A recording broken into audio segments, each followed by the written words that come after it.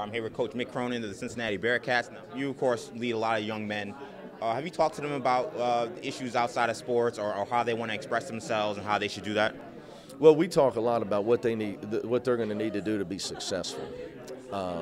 You know, with our guys, a little bit different than the pro athlete that's already got a bank account, a house, and a car. Sure. You know, my guys have hopes and dreams, and they're wondering who's going to pay their bills and where they're going to live when they got to get out.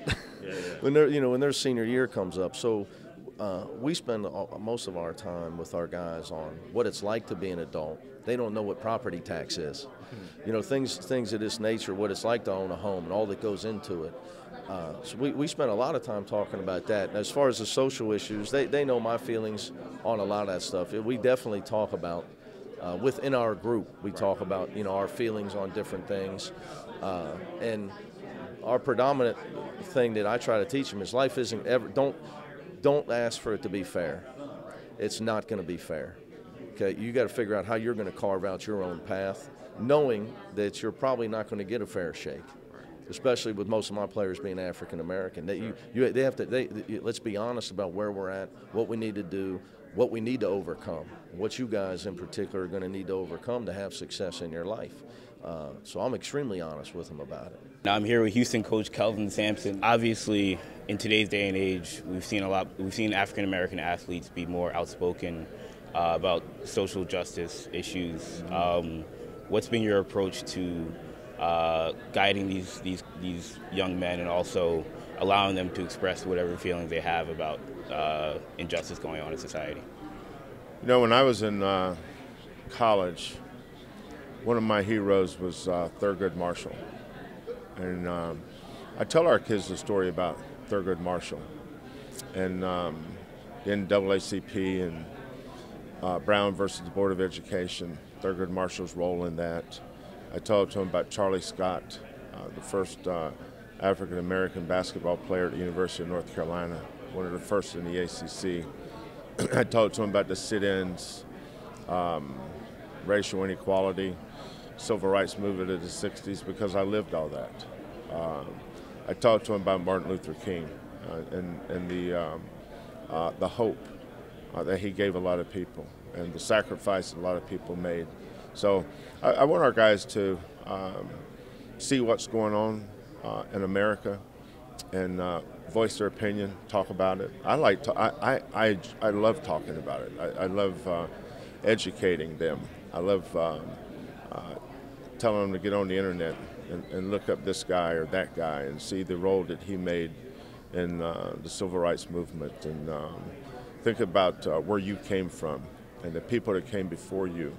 Because I think about that a lot. I think about John Thompson at Georgetown, John Chaney at Temple, Nolan Richardson at Arkansas. Because when I was a young coach, those were the guys I looked up to because they looked most like me. We've seen a lot of professional athletes speak out about social justice issues. How have you looked at players like LeBron James, Serena Williams, and other athletes? And do you think that's something that you would also want to take part in terms of talking about some of the issues happening outside of sports? I think it's great. It makes the sports community look very well, and when people like that take part of what's going on in the real world.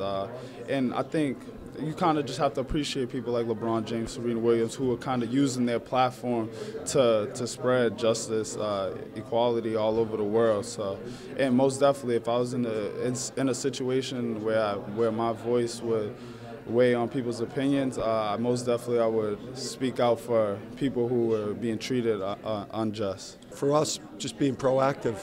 I think 3 years ago at Rhode Island, you know, we got together as you know, as a lot of these things were coming to light. We got together and talked about it as a team, and you know, our response was that we wanted to interlock arms during the national anthem. We did it our last 2 to 3 years there. I think our last 2 years we did it without much fanfare. You know, the media maybe didn't pick up on it. You know, but that was something that we chose to do, was to show unity, togetherness, player, coach, player, coach. The coaches weren't all lined up at one end. The players, we were kind of you know, unified in during the anthem, and we showed our respect for the anthem, but we also showed our desire to promote unity, because sports is, there's nothing like the huddle in sports. And if you're fortunate, like I was able to grow up in Jersey City and play at St. Anthony in high school, you never saw color, you just saw people. I think that every kid has a right to express themselves. I don't think that's wrong. You have that right. Just tell them don't be dumb or overboard with it. You can do it with class, and just leave it there. You don't have to get radical or anything like that. You just have to do it with class.